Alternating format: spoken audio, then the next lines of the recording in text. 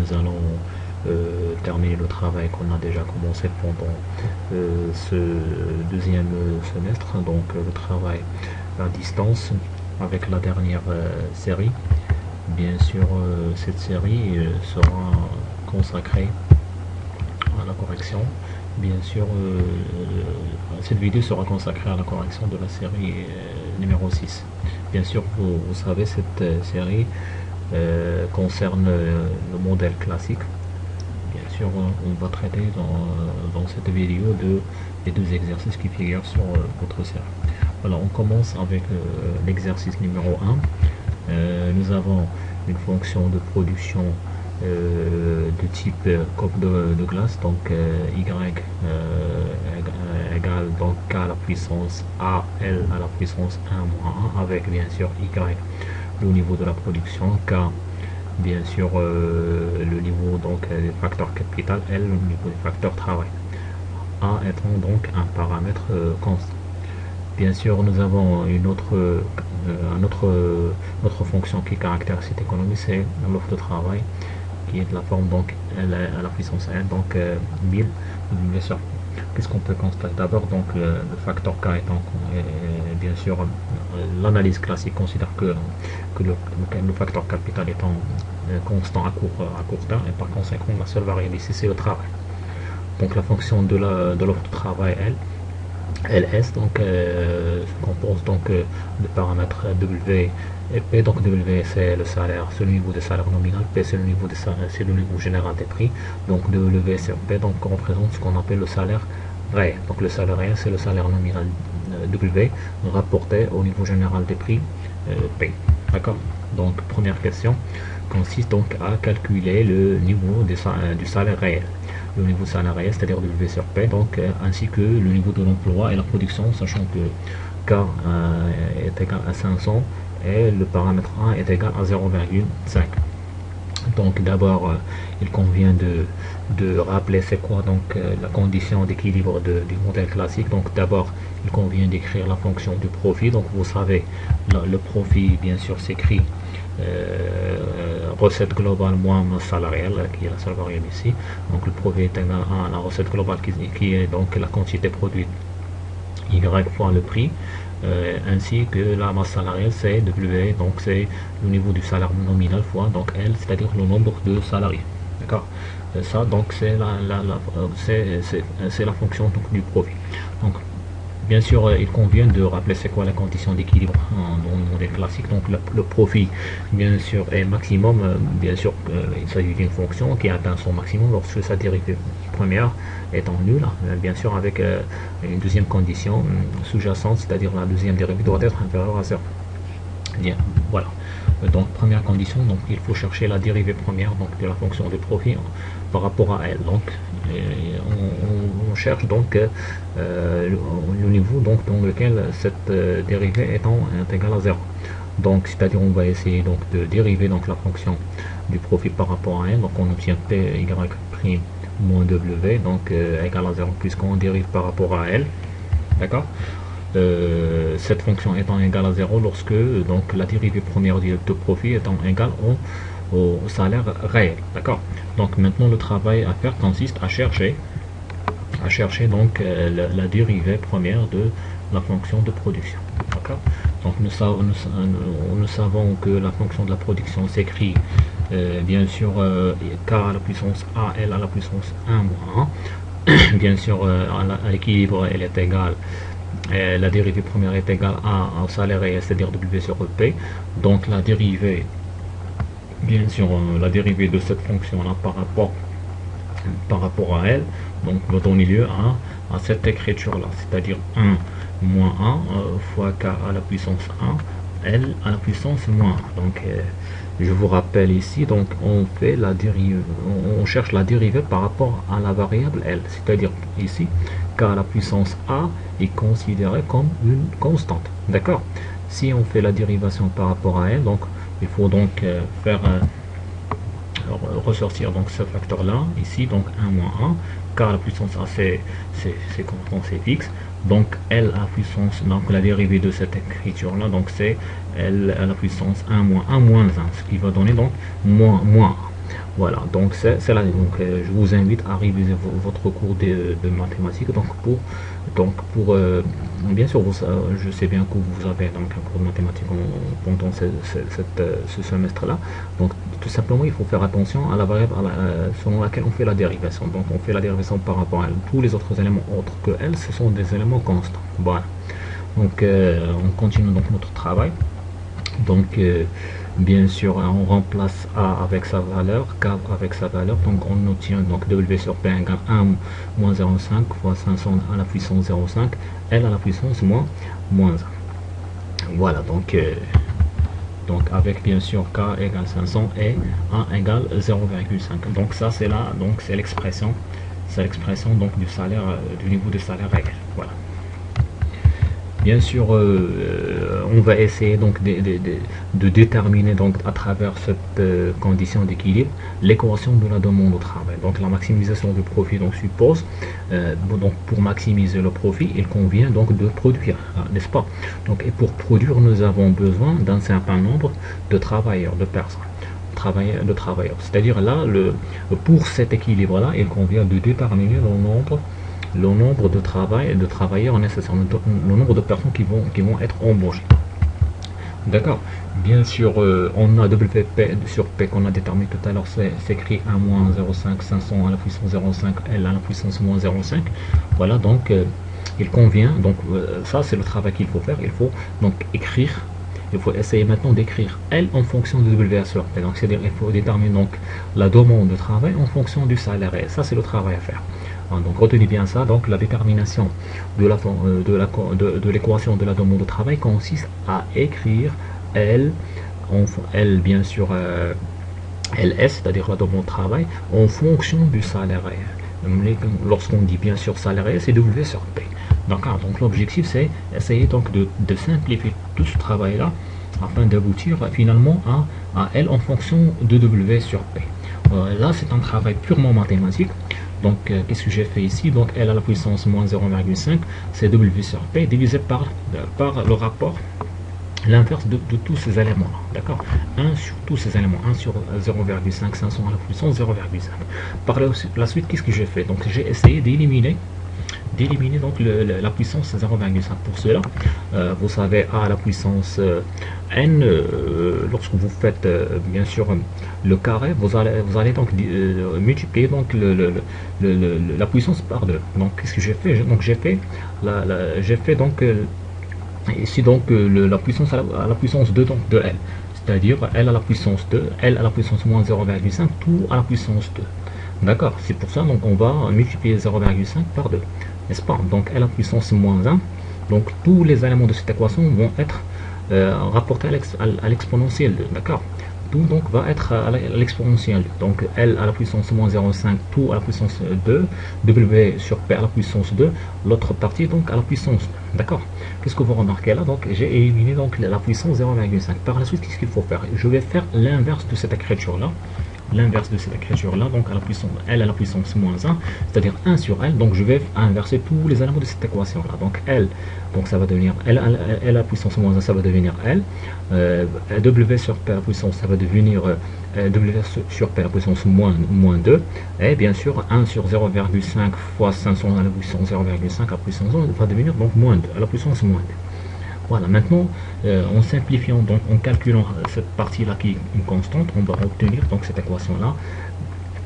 La demande de travail, bien sûr, la demande de travail LT s'écrit 125 à la puissance de W sur P à la puissance moins 2. Donc vous faites donc une vérification à travers votre calculatrice. Donc vous allez trouver que cette partie-là est égale à 125. Voilà, donc on a déterminé donc la fonction de la demande de travail en fonction du salaire réel. Voilà. Au fur et à mesure que le salaire réel baisse, donc si vous remarquez là, on peut faire une petite lecture rapide. Et lorsque le salaire réel baisse, la demande de travail va baisser. D'accord. La demande de travail va augmenter au fur et à mesure que le salaire réel augmente. Voilà. Par la suite, donc, on va essayer donc de déterminer donc l'offre. Nous avons la fonction de l'offre de travail LS. Elle est donnée, donc LS est égale à 1000 fois W sur P, donc c'est une donnée. Donc bien sûr à l'équilibre on aura une égalité entre l'offre et la demande de travail, c'est-à-dire une égalité entre LS et LD. Donc ça va, donc la confrontation de la fonction de l'offre de travail et la fonction de la demande de travail va nous permettre donc de déterminer le niveau du salaire réel. D'accord. Voilà, donc LS égale LT, c'est-à-dire 125 W sur P à la puissance moins 2 égale 1000 fois W sur P. Là, qu'est-ce qu'on cherche? On cherche à la valeur de W sur P. D'accord. Donc, en faisant une petite simplification, donc vous pouvez donc déterminer de façon très rapide donc la valeur de W sur P est égale à 0,5. Donc pour raison, je vais pas faire ici donc un travail, c'est simple, d'accord. On va donc pas, je vous donne donc quelques astuces pour résoudre ce problème là. Donc vous allez faire par exemple 1000 divisé par 125 ici, donc à droite, et par la suite vous allez rapporter W sur P vers l'autre côté, et vous allez donc simplifier l'écriture mathématique, vous obtenez en fin de compte W sur P égale 0,5. donc l'objectif c'est quoi? Donc c'est résoudre cette égalité là entre la fonction de l'offre et la fonction de la demande de travail pour déterminer donc le niveau du salaire réel. Donc une fois on détermine le niveau du salaire réel, on détermine le niveau de l'emploi, la demande de l'emploi. On a déjà donc l'offre de travail, que ce soit vous remplacez dans la fonction de l'offre ou bien de la demande de travail, vous allez trouver la même valeur 500, parce que cette valeur là donc permet d'égaliser l'offre et la demande de travail, que ce soit vous allez remplacer dans LD ou bien dans LS. Faites attention, donc là c'est LS et non pas LT, donc parce que j'ai remplacé ici, on peut remplacer ici, c'est pareil, d'accord. Donc là c'est LS et non pas LT, donc je m'excuse pour cette petite erreur. LS, je vous invite à remplacer c'est mieux de remplacer dans LS ou bien dans LT, c'est la même chose. Donc puisque W sur P égale 0,5 assure à la fois l'équilibre, que ce soit sur le marché, sur au niveau de l'offre ou bien au niveau de la demande de travail, d'accord. Donc vous allez trouver que ce soit vous remplacez dans LS, c'est-à-dire 1000 à la puissance 1000 fois W sur P, ou bien vous remplacez dans LS, c'est-à-dire 125 W sur P à la puissance moins 2, c'est la même chose. Donc vous allez trouver la même valeur qui est égale à 500, parce que ce salaire réel assure à la fois l'équilibre, que ce soit sur l'offre ou bien au niveau de l'offre ou bien au niveau de la demande, d'accord. Seulement vous faites attention s'il vous plaît, je m'excuse, vous allez remplacer, c'est pas LS, c'est LD, c'est LS, d'accord, puisque j'ai remplacé dans la fonction de l'offre et non pas la fonction de la demande, d'accord. Les niveaux de la production, puisqu'on a maintenant déterminé donc W sur P, donc on revient à la fonction initiale et on remplace donc dans la fonction de production W sur P par sa valeur 500. Donc on aura 500 à la puissance 0,5 fois 500 à la puissance moins 1 moins 0,5, et vous aurez donc 500 à la puissance 1, c'est-à-dire 500. Donc les variables d'équilibre ou bien les paramètres d'équilibre de cette économie, donc la demande est égale à l'offre de travail égale 500, et bien sûr le niveau de la production correspond à 500, parfaitement à 500, d'accord. Voilà, donc maintenant la question numéro 2 consiste à déterminer les nouvelles grandeurs de cette économie avec une demande effective qui s'élève seulement à 400. Donc qu'est-ce qu'on remarque ici? Donc on remarque que la demande effective est bien évidemment inférieure par rapport au niveau de l'offre, au niveau de la production qui assure le plan d'emploi. On est ici donc au niveau non pas de l'analyse classique, mais au niveau de l'analyse keynésienne, d'accord.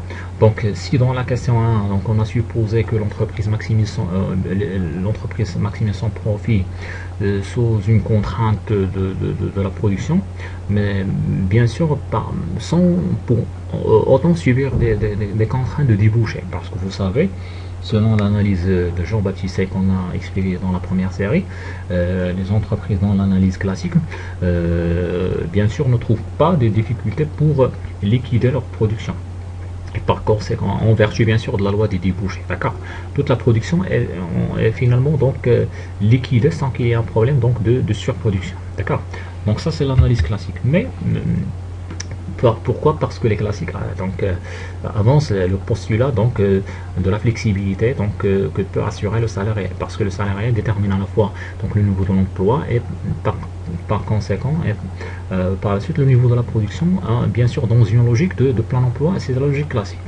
Donc ça c'est la logique classique. Mais dans cette question-là, on va donc immigrer vers l'analyse keynésienne. L'analyse keynésienne qui stipule que c'est pas la production qui détermine le niveau de l'activité, mais c'est la demande effective. D'accord? Donc le niveau de la production ici, donc elle est contrainte, elle dépend, hein, si vous voulez, donc du niveau de la production, de la demande effective, c'est-à-dire le niveau de la production anticipé par les entreprises. Donc ce qui donne lieu donc, à un niveau de travail de la part des entreprises et par la suite le niveau de l'emploi sur le marché du travail. D'accord? Donc là, on a quitté, donc si vous voulez, donc l'analyse classique vers l'analyse keynésienne. Donc là, le facteur qui détermine le niveau de la production, c'est la demande effective. D'accord? Voilà. Donc on détermine donc les nouvelles valeurs de la production de la demande de travail. Et bien sûr, on va calculer donc ce qu'on appelle le chômage volontaire. D'accord? Au niveau du chômage, pardon. Donc nous avons ici y égale 400, donc on revient à la fonction initiale y, on sait déjà que y égale 500 à la puissance 0,5, L à la puissance 1 moins 0,05, d'accord. Donc on va essayer donc d'écrire L en fonction de, Y, vous aurez donc la demande de travail, LD donc égale 400 sur 500 à la puissance 0,5 plutôt à la puissance 2, d'accord. Là, qu'est-ce que vous allez remarquer? Donc, vous allez donc remplacer Y par 400. Donc, qu'est-ce que j'ai fait ici? Donc, j'ai remplacé, si vous voulez, donc j'ai remplacé Y par sa valeur de 400. Et qu'est-ce qu'on trouve? Donc, on trouve une demande de travail qui s'élève seulement 320, pardon. On sait que l'offre de travail s'élève à 500. Là, donc, qu'est-ce qu'on peut remarquer? On remarque qu'il y a un niveau de chômage. Donc, l'offre de travail est égale à 500, alors que la demande de travail, c'est seulement 320. Donc, automatiquement, il y a, si vous voulez, donc un décalage entre l'offre et la demande de travail. Donc, ce décalage-là correspond parfaitement à ce qu'on appelle le chômage volontaire selon l'analyse classique. Donc, 500 moins 320, c'est ce qui donne lieu à un chômage de 280, c'est-à-dire la différence entre l'offre de travail LS et la demande de travail LT. Voilà. D'accord. Bien. Quelle est l'incidence bien sûr de cette baisse du salariat sur le marché de l'emploi? Donc on va essayer donc d'expliquer donc comment ça va se répercuter. Donc cette baisse du salarial sur le marché de l'emploi. Donc toute baisse du salarial donc bien sûr va réduire l'offre de travail de la part des salariés bien sûr. Donc qui pourrait donc tomber à 320 au lieu de 500. Bien sûr, cette baisse bien sûr des salaires aura, si vous voulez, donc un rôle négatif, dépressif sur la demande effective. Toute baisse de salaire va se traduire, va se répercuter automatiquement sur le niveau de la demande effective. D'accord? Si, bien sûr, vous savez, dans l'analyse keynésienne, l'offre de biens et de services, donc et le niveau de l'emploi offert par les entreprises sont des contraintes pour la détermination du niveau de la demande effective. Donc, on va se retrouver dans une situation de chômage keynésien. Bien sûr, ce chômage s'explique par l'insuffisance de la demande et non pas par une situation de chômage classique qui est un chômage volontaire, d'accord, provoqué par des salaires trop élevés. Bien sûr, la baisse des salaires ne pourrait que conduire vers conduire vers ce qu'on appelle une spirale déflationniste. Je vous explique c'est quoi cette spirale déflationniste à travers le schéma suivant, d'accord. Donc, toute baisse des salaires au-dessous d'un certain niveau va donc conduire à une baisse de la demande effective automatiquement. D'accord? Donc, regardez bien là, le point de départ, c'est la baisse des salaires. D'accord? Toute baisse de salaire va conduire à une baisse de la demande. D'accord? Toute baisse de la demande va conduire bien sûr à une baisse de la production parce que les entreprises vont fixer leur niveau de production en anticipant donc le niveau de la demande effective. On est bien sûr dans le cadre d'une analyse keynésienne. Et toute baisse de la production va conduire à une réduction du nombre de salariés. D'accord?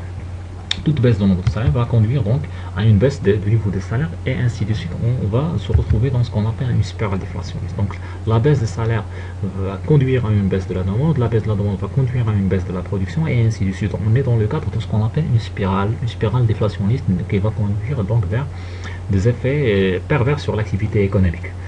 D'accord? Voilà en ce qui concerne ce premier exercice qui est donc un exercice simple. Donc maintenant on va essayer d'aborder ensemble donc l'exercice numéro 2. Nous avons donc un exercice où vous avez donc des paramètres, un ensemble de paramètres. On va essayer donc de commenter les différentes relations et les différentes relations, les différents paramètres de cette économie là, ou bien de ce modèle là. Donc commençons. Donc bien sûr ce modèle là donc représente un cas classique, puisque on va pas faire un rappel des hypothèses, des postulats de l'analyse classique, parce qu'on a déjà vu ça dans la première série. Mais tout simplement, on va essayer de faire, si vous voulez, une petite lecture horizontale de ce modèle-là. Donc là, vous savez, donc l'analyse classique elle est basée sur la notion des anticipations qui sont parfaites, les prix sont, les marchés sont parfaitement concurrentiels, les salaires sont flexibles, hein. Ça c'est les postulats des classiques, donc des anticipations qui sont claires, qui sont parfaites, hein, parce que l'information est disponible, gratuite, hein, les salaires sont flexibles. Donc là on est dans le cadre donc d'une analyse parfaitement classique, d'accord. Nous avons quatre marchés, donc le marché des produits, il y a les biens et services qui sont produits par des entreprises, le marché du travail où la force de travail est donnée par les ménages exclusivement, donc le marché des fonds prêtables et le marché de la monnaie. Donc quatre marchés pour ce modèle-là. Donc on commence par, si vous voulez, par analyser donc les relations, hein, qui décrivent les comportements des agents de ce modèle. Donc nous avons la fonction de la production qui s'écrit donc 40 n la puissance 1 sur 2, donc c'est le niveau du travail. Donc ls c'est la fonction de l'offre de travail qui s'écrit donc 1 sur 25 W sur P à la puissance 2. W sur P bien sûr c'est le niveau des salaires réels. W c'est le niveau des salaires nominaux. Donc P c'est le niveau général des prix. LD donc c'est écrit 1600 divisé par 4 fois W à la puissance sur P à la puissance moins 2, c'est la fonction de la demande de travail. À l'équilibre bien sûr il y a une égalité entre l'offre et la demande de travail. D'accord. Voilà. Bien sûr, ces équations décrivent, bien sûr, si vous voulez, donc deux marchés, le marché de travail et le marché donc de la production, mais donc dans la sphère réelle. Donc ces comportements donc décrivent d'abord, on va essayer donc d'analyser la première fonction, la fonction de la production, ou bien ce qu'on appelle le revenu national. Bien sûr, comme vous le voyez sur l'équation, ce niveau donc de la production ou bien du revenu national dépend, elle est déterminée automatiquement par le marché de travail. Le marché de travail qui est bien sûr fonction du salaire réel d'équilibre, d'accord. Donc au niveau de la fonction de la production, je vous rappelle, donc la fonction de la production dépend du facteur travail L, et elle dépend également du niveau du salaire réel, d'accord. Maintenant l'équation, un autre constat donc c'est que la fonction de la production est une fonction croissante du niveau de l'emploi. Au fur et à mesure que elle augmente, automatiquement Y va augmenter. Donc il y a une relation directe et positive entre le niveau de revenu national et le niveau de l'emploi. Plus l'emploi est élevé, plus la production est élevée. D'accord. Mais avec bien sûr un taux décroissant, parce que donc ça s'explique par la notion de la productivité marginale de travail que vous avez vu en microéconomie. On ne va pas faire un rappel là-dessus. D'accord. Donc, premier constat, c'est que Y est fonction de L, la relation étant positive et directe entre L et Y, mais selon un rythme décroissant. Là, c'est la première lecture. L'offre de travail et la demande de travail, bien sûr, dépendent, les deux, si vous voyez là, que ce soit LS ou bien LD, dépendent de W sur P. Le W sur P, donc c'est quoi? C'est le niveau de salaire réel. Bien sûr, le travail étant donné, offert par les ménages. D'accord. La demande de travail elle est donnée par donc l'offre de travail est donnée par les entreprises, offerte par les ménages. La demande de travail elle est donnée par les entreprises. Donc vous pouvez remarquer que l'offre de travail est liée positivement par rapport au niveau du salaire. Au fur et à mesure que le niveau du salaire augmente, l'offre de travail augmente. Alors que au niveau de la fonction de la demande de travail, la relation est indirecte. Au fur et à mesure que le niveau du salaire augmente, la demande de travail augmente de la part des entreprises. Voilà. Juste une petite remarque s'il vous plaît, là, c'est pas une puissance L, c'est pas une puissance T, donc c'est LS et LT, d'accord? C'est LS et LT. Par NS, je voulais dire seulement les fixes, mais il convient de garder donc la terminologie LS et LT, d'accord? LS, la première dérivée, là, elle est positive, là, la première dérivée de LT est en négatif, d'accord? Voilà en ce qui concerne donc les quatre premières équations. Maintenant, les équations 5, 6 et 7. Donc l'équation 6 donc, représente la fonction de l'épargne. Donc l'épargne est effectuée par les ménages. Donc qu'est-ce que vous remarquez là? Donc l'épargne est fonction de quoi? Elle est fonction du taux d'intérêt réel. Contrairement à l'analyse classique, l'analyse keynésienne par exemple, qui considère que l'épargne dépend du revenu. Là, c'est un constat très important. Donc d'après l'analyse keynésienne, si vous vous rappelez, donc l'épargne dépend non plus du taux d'intérêt comme le prétendent les classiques, mais dépend du niveau de revenu. D'accord? Mais selon l'analyse classique, donc l'épargne dépend de ce R-là. Ce R, c'est quoi? C'est le taux d'intérêt réel. D'accord? Bien sûr, au fur et à mesure que le taux d'intérêt réel augmente, le niveau de l'épargne bien sûr va augmenter. Donc est plus élevé. Bon, la relation étant directe, donc les agents vont être motivés donc d'épargner plus lorsqu'ils voient le taux d'intérêt augmenter. Maintenant, l'équation numéro 6, donc I égale moins 200R plus 50, c'est la fonction de l'investissement des entreprises. Là, la relation entre I et R est négative et indirecte. Si vous voulez, si R augmente, cela va pénaliser donc les niveaux de l'investissement des entreprises. Donc la relation est indirecte ici. La consommation, c'est quoi? Bien sûr, c'est un résidu, si vous voulez, c'est le reste après avoir épargné. C'est Y moins S. D'accord? Bien sûr, ces équations-là décrivent le marché des fonds traitables, des titres et de la répartition du produit global entre consommation et épargne. Donc la consommation, bien sûr, je vous explique maintenant la consommation ici, donc se présente comme un résidu dans l'équation, dont la représentation S. Donc la partie non épargnée automatiquement est consommée, ou la partie non consommée étant épargnée par les ménages. Donc ce qui reste bien sûr du revenu disponible lorsqu'on en a épargné, c'est-à-dire l'équation numéro 7. D'accord? La fonction de l'épargne, c'est-à-dire la fonction bien l'équation 5, comme j'ai expliqué tout à l'heure, donc c'est une fonction croissante du taux d'intérêt réel. Bien sûr, les agents, qu'est-ce qu'ils font ici? Ils font un arbitrage entre consommation et entre consommer et épargner. Donc lorsque le taux d'intérêt augmente, comme j'ai dit tout à l'heure, donc les ménages seront plus motivés à épargner que de consommer. D'accord? Donc c'est les classiques donc, considèrent le taux d'intérêt réel comme, si vous voulez, donc le taux de rénonciation à la consommation. D'accord? Et bien sûr, pour la fonction de l'investissement que j'ai dit tout à l'heure, donc la fonction décroît avec le taux d'intérêt réel. Lorsque le taux d'intérêt réel augmente, l'investissement va baisser. Donc le taux d'intérêt représente, si vous voulez, donc une sorte de pénalisation. Donc ça va pénaliser donc l'investissement des ménages. On continue donc notre analyse des différentes fonctions. D'accord? Pardon, l'équation 8 maintenant, ça représente donc les dépenses publiques G. Donc qu'est-ce que vous remarquez? G égale à 10, c'est-à-dire il s'agit comme une variable exogène, c'est-à-dire totalement à la possession des pouvoirs publics. Donc ces dépenses donc, sont un élément de la demande globale, à côté de la consommation des ménages, l'investissement des entreprises. D'accord? Et ici donc il s'agit donc d'une constante, d'une variable exogène. D'accord?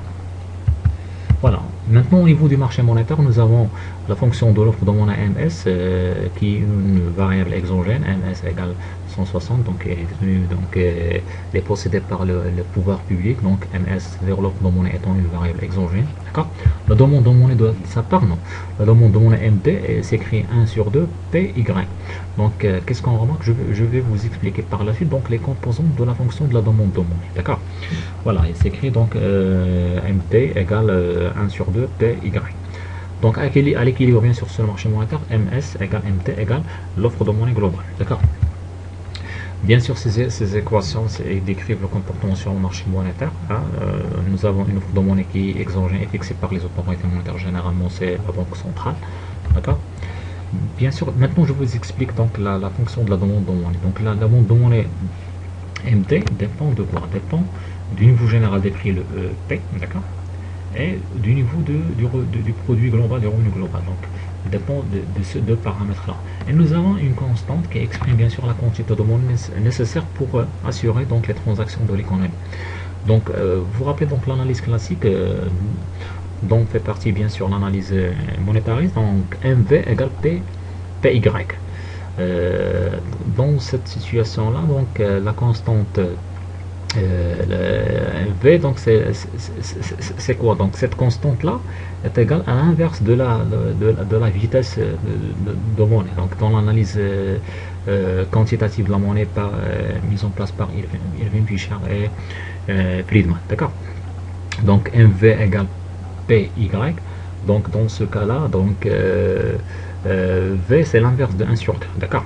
Donc je vous rappelle que vous allez voir ça donc en quatrième semestre Inch'Allah, lorsque vous allez traiter donc l'économie monétaire. Donc rappelez-vous donc cela en analyse monétariste qui fait partie donc bien sûr de l'analyse classique. Donc la quantité de monnaie en circulation donc dépend du niveau général P, dépend du revenu global Y, mais également d'une constante qui s'appelle donc la vitesse de circulation de la monnaie, donc c'est-à-dire le nombre de fois où une pièce de monnaie change de main. D'accord? Donc l'équilibre sur le marché monétaire bien sûr est atteint lorsqu'il y a une égalité entre l'offre et la demande de monnaie. D'accord? C'est-à-dire entre MS et MT. Voilà, deuxième question, maintenant on va essayer donc de déterminer donc l'équilibre sur le marché du travail. Pour déterminer le salaire et l'équilibre, puis on va déduire le niveau de l'équilibre, bien sûr de l'emploi, et on détermine le niveau de la production Y. Donc le même travail qu'on a fait dans l'exercice numéro 1, on va le refaire maintenant. Donc on commence d'abord par égaliser l'offre et la demande de monnaie, donc afin de déterminer donc le niveau du salaire, le niveau des salaires réels. D'accord? Donc LS égale LT. Simplifions cette écriture là et vous aurez finalement donc W sur P égale à 10. Bien sûr, il suffit tout simplement de faire attention. Donc là, qu'est-ce qu'on cherche? On cherche à déterminer donc le niveau de salaire réel qui permettent d'atteindre ou bien d'assurer l'équilibre sur le marché du travail. Donc qu'est-ce que vous allez faire? Vous allez mettre la fonction de la demande de travail égale la fonction de la demande de travail, l'offre égale la demande. Et qu'est-ce que vous allez faire par la suite? Vous allez essayer de simplifier toutes ces équations-là, afin de aboutir finalement à la quantification donc, de ce paramètre-là de W sur P. Donc l'objectif c'est calculer le niveau de salarié. Donc 1 sur 25 W sur P à la puissance 2 égale 1600 sur 4 fois W sur P à la puissance moins 1. Donc vous allez faire déplacer W sur P vers un côté et les autres éléments confondent vers l'autre côté. Vous allez simplifier cette écriture-là et vous obtenez finalement donc W sur P égale à 10. Donc le niveau de salarié qui représente, donc, qui assure l'équilibre sur le marché de l'emploi, c'est 10. Voilà. Bien sûr, on va essayer donc de revenir à l'équation 2. On va remplacer W sur P par sa valeur pour déterminer l'offre d'emploi. Donc l'offre d'emploi, LS, égale donc 1 sur 25, W sur P ici, donc c'est 2. D'accord? Et vous allez donc déterminer le LS, donc 1 sur 25, 10 à la puissance 2. Bien sûr, vous allez remplacer donc W sur P par sa valeur 10 qu'on a trouvé tout à l'heure. 1 sur 25, 10 à la puissance 2, ça va donner 4. Donc le niveau de l'offre de travail, c'est 4 millions, bien sûr. Y, donc bien sûr, on a déjà la fonction bien sûr de la production, donc le revenu global qui s'écrit 40 L à la puissance 1 sur 2. On a calculé L, c'est 4. On remplace L par sa valeur dans la fonction de Y. Donc 40 fois 4 à la puissance 1 sur 2, ça va donner 80. Voilà donc les deux paramètres qui caractérisent cette économie. Donc une offre d'emploi, le nombre de personnes qui sont employées donc, dans cette économie, c'est 4 millions. Donc Y, donc le niveau, bien sûr ici on raisonne en termes de millions. Donc LS, donc c'est 4, Y c'est 80. Donc je vais vous récapituler donc le travail qu'on a réalisé ici, qu'on a fait ici. Donc il convient pour déterminer l'équilibre. Qu'est-ce qu'on a fait? Donc on a égalisé offre et demande de monnaie, offre et demande d'emploi. On a dégagé donc le niveau du salaire réel qui permet d'atteindre l'équilibre sur sur le marché de l'emploi, c'est-à-dire l'offre d'emploi égale la demande d'emploi. Donc on a trouvé W sur P, ça va donner 10. On revient à la fonction de l'offre de travail LS, on remplace W sur P par sa valeur, on obtient donc l'offre d'emploi. Donc par la suite on va remplacer L par sa valeur dans la fonction de la production pour déterminer donc le revenu global de cette économie. D'accord. Donc maintenant on va essayer donc de déterminer l'équilibre sur le marché des fonds prêtables. Bien sûr, les fonds prêtables correspondent bien sûr quelles sont les deux destinations de l'épargne. Est-ce que ce soit une destination sous forme d'investissement privé ou bien de dépenses publiques. Donc ça c'est les deux emplois de l'épargne, que ce soit un investissement privé ou bien les dépenses publiques. D'accord. Voilà, donc l'offre des fonds prêtables donc, est constituée par l'épargne des ménages ou bien donc la demande des fonds prêtables qui provient des emprunts des entreprises ou bien de l'État. D'accord. Bien sûr, qu'est-ce qu'on va faire maintenant? On va essayer de remplacer les variables par les relations qui sont données donc, pour décrire les comportements des agents. Donc nous avons l'équation de S, l'équation de I et l'équation de G. Donc S c'est 800R moins 40, d'accord. I c'est moins 200R plus 500, G c'est une variable exogène. Donc S égale I plus G, ça va donner 800R moins 40 égale moins 200R plus 50 plus 10. Donc qu'est-ce qu'on cherche? On va chercher le niveau du taux d'intérêt réel, R, d'accord. Simplifiant cette écriture, on va obtenir donc en fin de compte un niveau du taux d'intérêt réel qui s'élève à 10%, d'accord. Voilà, donc le premier travail consiste lorsque vous allez trouver donc le taux d'intérêt réel, vous allez retourner vers les autres fonds, vers les équations S, I et vous remplacez R par 10% pour déterminer donc le niveau de l'épargne et le niveau de l'investissement. C'est ce qu'on va faire maintenant. Donc on déduit donc la consommation épargne et investissement. Donc l'épargne c'est 800 fois 10% moins 40, ça va donner donc 40. L'investissement c'est moins 200 fois 0,1 plus 57,30. D'accord, on sait bien que la consommation c'est la partie, donc la consommation c'est le revenu, la partie qui consomme, donc c'est le revenu moins l'épargne, donc c'est 800, c'est 80 par, donc on a calculé dans la première question, 80 c'est le niveau de revenu global, moins 40 c'est S qu'on a calculé en haut, 80 moins 40 ça va donner donc 40, donc la consommation étant égale à 40. C'est bon, donc je répète, donc qu'est-ce qu'on a fait? On a écrit donc l'équation d'équilibre, donc l'équation d'équilibre sur le marché des fonds prêtables. S est égal à I plus G. D'accord, on a remplacé S par sa valeur, I par sa valeur et G par sa valeur. On a déterminé donc le taux d'intérêt réel qui assure l'équilibre sur le marché des fonds prêtables. D'accord, et par la suite on a remplacé ce R là dans la fonction de S, dans la fonction de I, et par la suite on a déduit la valeur de C. C'est bon. Voilà maintenant l'équilibre, après avoir déterminé l'équilibre sur le marché des fonds prêtables, maintenant on va essayer donc de déterminer l'équilibre sur le marché de la monnaie, d'accord. L'équilibre sur le marché de la monnaie étant à réaliser donc lorsqu'il y a une égalité entre offre et demande de monnaie, d'accord. Donc, mais auparavant, il convient donc de déterminer donc le niveau général des prix, donc d'accord, on a déjà donc l'offre de monnaie qui est une variable exogène qui s'élève à 160, donc à l'équilibre M égale MT égale MS, d'accord. Qu'est-ce qu'on cherche maintenant? Il faut chercher le seul élément qui manque ici, donc c'est le P. Puisqu'on a déterminé Y qui s'élève à 80, donc P c'est l'inconnu dans cette écriture là. On va calculer donc le niveau général des prix, donc dans ces situations, donc le niveau général des prix s'élève à 4, d'accord. Puisqu'on a déjà Y, on a calculé dans la question précédente, 160 c'est l'offre de monnaie qui est exogène, 1 sur 2 c'est une variable, pardon c'est une constante, 1 sur 2 fois P fois Y, on remplace Y par sa valeur et on détermine le niveau général des prix. Or, maintenant, on a calculé donc le niveau général des prix. Il convient de calculer maintenant le niveau du salaire nominal, puisqu'on a déjà calculé W sur P. Or, on a déterminé maintenant P et on peut maintenant déduire la valeur de W. D'accord? Donc, W sur P égale à 10, P égale à 4, donc W égale 40. C'est bon. Voilà, donc on a déterminé maintenant donc, le niveau du salaire nominal. Maintenant, on peut calculer donc la demande de monnaie. Donc, la demande de monnaie s'écrit comme vous la, donc bien sûr la demande de monnaie est égale à l'offre de monnaie est égale à 160, d'accord. Si vous remplacez ici vous allez trouver 160, bien sûr on est au point d'équilibre, offre de monnaie égale demande de monnaie égale 160. Voilà, maintenant la situation sur le marché de l'emploi. Donc, d'après les données on a déterminé donc le niveau de l'emploi de cette économie qui s'élève à 4, bien sûr, alors que d'après les données, donc là c'est l'offre d'emploi, d'accord? L'offre de travail qui est donnée par les ménages. Alors que la population active, c'est plus que 4, c'est 6 millions. Donc, qu'est-ce qu'on remarque?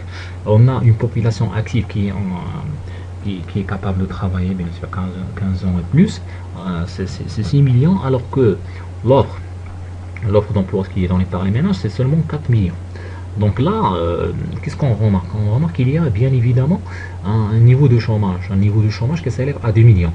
Là, contrairement à l'analyse keynésienne qui stipule que le chômage est involontaire et dépend de l'insuffisance de la demande effective, là, donc il s'agit d'un chômage bel et bien volontaire, d'accord?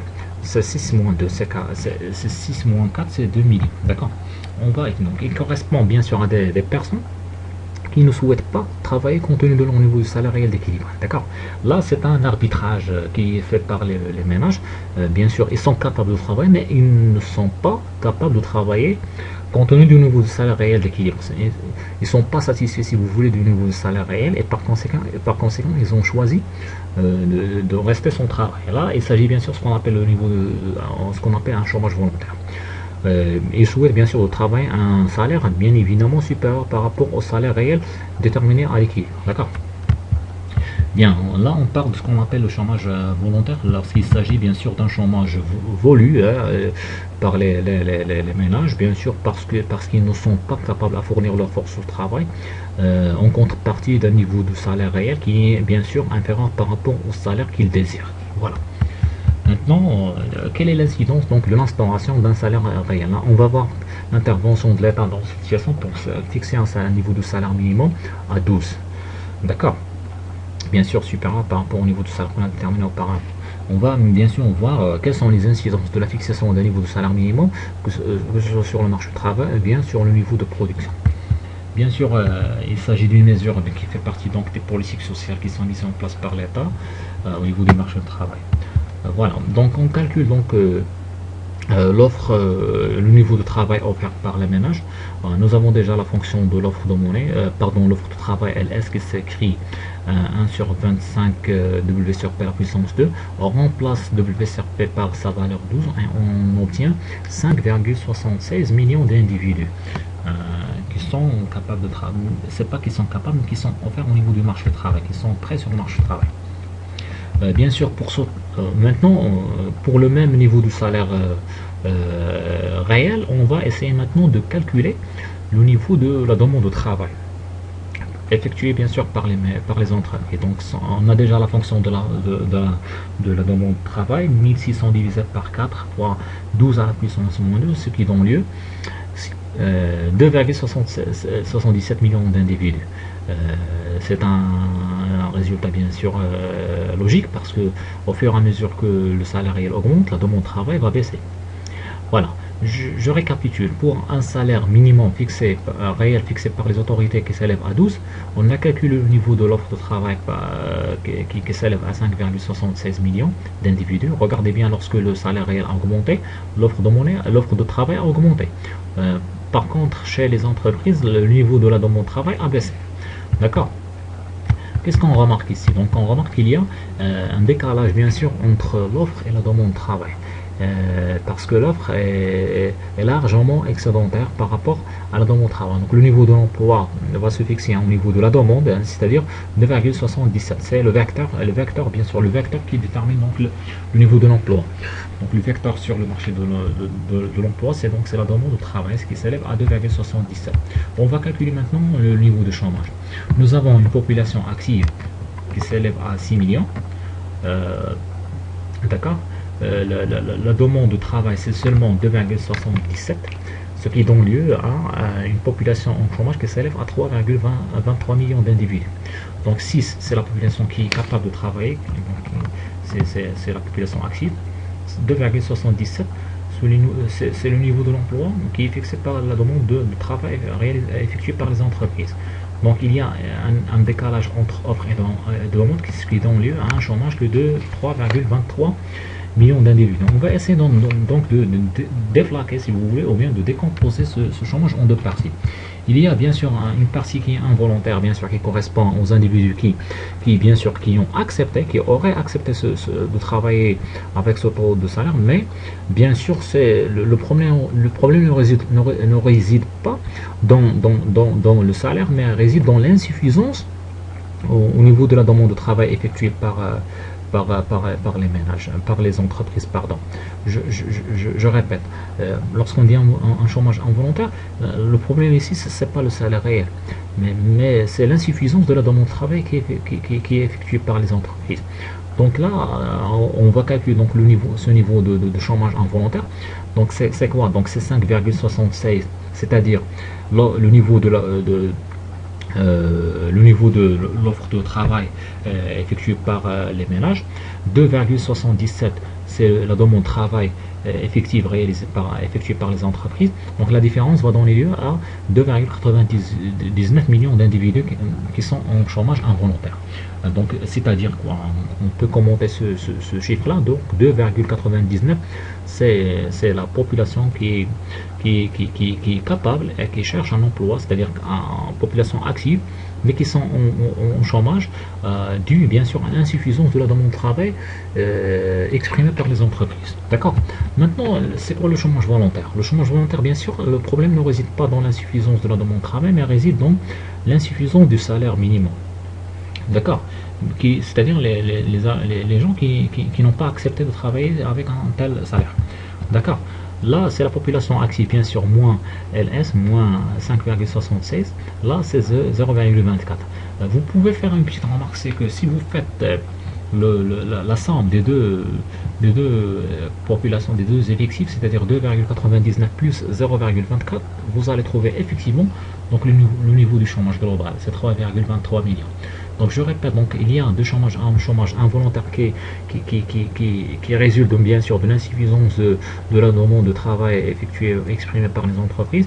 Le chômage volontaire, bien sûr, qui résulte donc de bien sûr le refus du travail de la part bien sûr des ménages qui n'acceptent pas de travailler avec un salaire réel bien déterminé. Voilà. Bien sûr, quelles sont les conséquences sur le niveau de l'emploi et le niveau de la production? Bien sûr, nous avons déjà expliqué auparavant que le niveau de la production dépend bien sûr du niveau de l'emploi.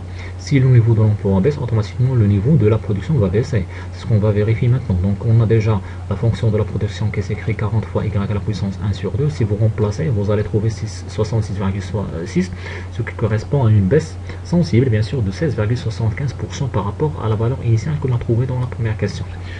Bien sûr, le modèle classique ici donc apparaît ce qu'on appelle l'instauration d'un salaire minimum introduit des rigidités sur le marché du travail. C'est pour cela les classiques sont des libéraux, hein, c'est-à-dire c'est pour cela, si vous vous rappelez dans la première séance, on a déjà dit que les classiques donc refusent toute intervention de l'État dans la sphère économique sous les risques de fausser l'équilibre automatique de l'économie.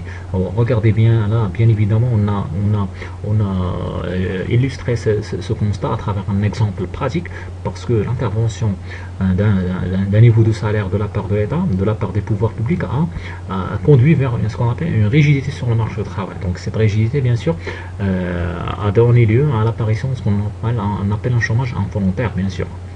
D'accord? Voilà. Maintenant, l'incidence d'une politique budgétaire, l'État, donc maintenant, qu'est-ce qu'on va, on va supposer que l'État va intervenir à travers une augmentation des dépenses publiques d'étagère qui s'élève à 1,5. D'accord, mais cette augmentation va être bien sûr financée à travers un emprunt. L'emprunt, bien sûr, sur le marché monétaire. D'accord. Tout simplement, maintenant, qu'est-ce qu'on va chercher? On va chercher de voir quelles sont les incidences d'une politique budgétaire financée par l'intervention de l'État sur le marché monétaire. D'accord. Voilà, donc le financement bien sûr des dépenses publiques par un emprunt automatiquement va se répercuter négativement sur le marché monétaire. Pourquoi? Parce que l'État va concurrencer les entreprises sur le marché de capitaux. Or, une telle concurrence va conduire automatiquement vers la baisse de liquidité et automatiquement une augmentation du taux d'intérêt qu'on va vérifier bien sûr tout à l'heure. Le revenu ou la production globale sont inchangés, hein, bien sûr, parce que le niveau de l'emploi et l'action de l'État n'interfèrent pas, ils ne sont pas liés. parce que le niveau du revenu ne dépend pas de la masse monétaire, ne dépend que du facteur travail. D'accord. Voilà, donc c'est uniquement donc la relation sur le marché du travail et les fonds prêtables qui seront touchés par cette intervention. D'accord. Là, on peut justifier là ce constat par le fait qu'il y a déjà une dichotomie, une séparation entre la sphère réelle et la sphère monétaire. Toute intervention sur la sphère monétaire n'aura pas d'incidence ou bien de conséquences sur la sphère réelle. Je répète, donc les classiques, on sait déjà ça, donc les classiques sont pour, ils stipulent, ils avancent donc le constat d'une séparation entre sphère réelle et sphère monétaire. Et par conséquent, l'intervention de l'État sur le marché monétaire n'aura pas de conséquences sur la sphère réelle, qui est donc le niveau de la production et le niveau de l'emploi. D'accord. Donc, qu'est-ce qu'on va maintenant déterminer donc la nouvelle relation d'équilibre, donc S égale I plus G sur le marché des fonds prêtables. D'accord. S égale 800R moins 40 égale moins 200R plus 50 plus G plus delta G. Maintenant, c'est plus 10, mais c'est 10 plus 5. Donc, on aura donc un nouveau taux d'intérêt réel qui s'élève à 10,5%. Qu'est-ce qu'on va remarquer? Donc, là, l'intervention de l'État à travers une politique de relance financée par un emprunt a conduit automatiquement vers une augmentation du taux d'intérêt. Maintenant, c'est plus 10%, mais c'est 10,5%. D'accord. Donc l'augmentation de la dépense, des dépenses publiques et donc un besoin de financement de la part de l'État donc provoque une hausse de 0,5 points du taux d'intérêt. Donc on aura de nouvelles valeurs au niveau de l'épargne, de l'investissement et de la consommation. Donc l'épargne maintenant c'est 800R moins 40, c'est 800 fois 0,105, c'est-à-dire 10,5% moins 40, c'est donc ce qui donne lieu donc à une épargne de 44, soit une augmentation de 4. Donc c'est logique ce résultat parce que l'épargne étant une fonction positive directe du taux d'intérêt. Lorsque le taux d'intérêt a augmenté, les agents seront motivés pour épargner plus que de consommer. Donc l'épargne a augmenté de 4 unités monétaires. Donc l'investissement de sa part va baisser, c'est sûr et certain. Donc moins 200R plus 50 égale moins 200 fois 10,5% plus 50, c'est 29, donc, soit une baisse de 1. D'accord. Au niveau de la consommation, bien sûr la consommation va être également pénalisée de cette augmentation du taux d'intérêt, puisque la préférence des agents économiques maintenant, c'est l'épargne plus que la consommation, c'est moins 4. D'accord. Voilà l'incidence donc d'une intervention de l'État. Regardez bien l'intervention de l'État sur la sphère, dont la sphère monétaire a conduit vers une pénalisation de l'investissement et de la consommation. D'accord. Voilà. Donc une augmentation des dépenses publiques donc, se traduit par, on va essayer maintenant de récapituler, une augmentation de l'épargne liée à l'augmentation du taux d'intérêt au détriment de la consommation. Bien sûr, les deux variables vont dans le sens inverse. Si l'épargne augmente, la consommation va baisser automatiquement. La hausse du taux d'intérêt, bien sûr, a entraîné une diminution des dépenses de l'investissement, puisque l'investissement étant une fonction indirecte négative, si vous voulez, donc de taux d'intérêt réel. C'est ce qu'on peut appeler donc dans le langage économique par effet d'éviction. L'effet d'éviction, c'est le fait de pénaliser l'investissement privé suite à une intervention de l'État sur le marché monétaire pour financer ses dépenses. D'accord. Donc c'est ce qu'on appelle l'effet d'éviction. Donc la théorie classique donc conclut à partir de là que l'État ne doit pas intervenir. Donc toute augmentation des dépenses publiques s'effectue au détriment des dépenses privées, au détriment bien sûr de l'investissement privé, sans que le niveau de l'équilibre de la production et de l'emploi ne soit modifié, parce qu'il y a une dichotomie entre sphère réelle et sphère monétaire. Voilà.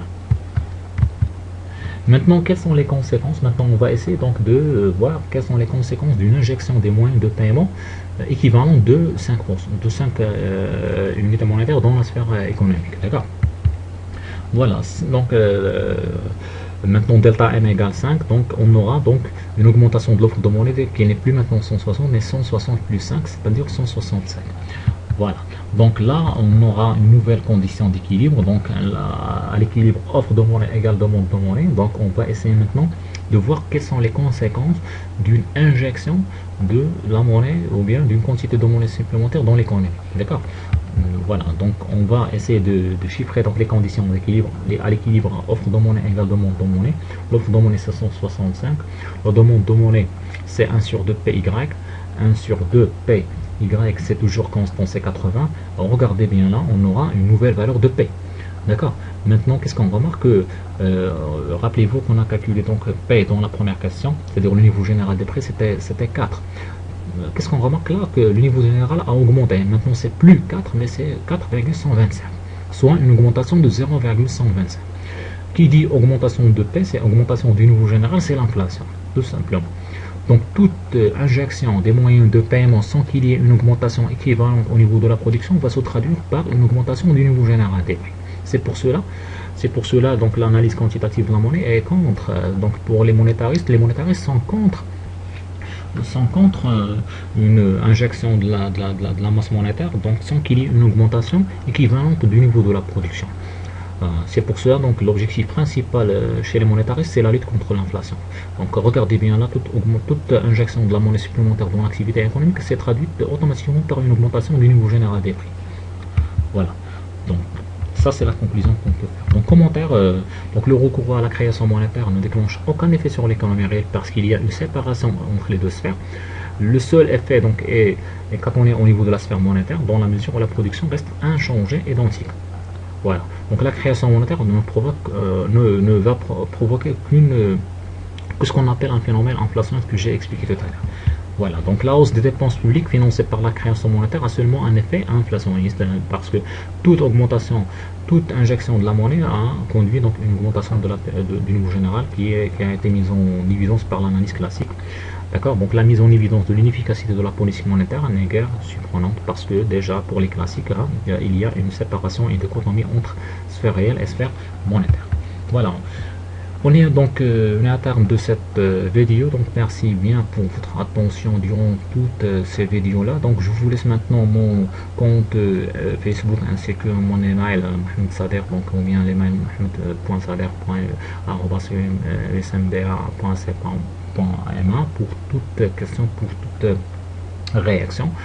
Donc j'avais de l'honneur donc pour participer à cette formation à distance, donc je m'excuse pour certaines erreurs qui ont échappé dans notre attention parce qu'il s'agit donc de notre première expérience dans le cadre de l'enseignement supérieur à distance, dans le cadre de l'enseignement supérieur. De mon côté, donc je tiens à vous remercier pour votre attention durant toutes ces capsules vidéo. Donc je suis là pour vous répondre. Vous avez maintenant mes coordonnées, donc et à la prochaine. Bon courage, Inch'Allah.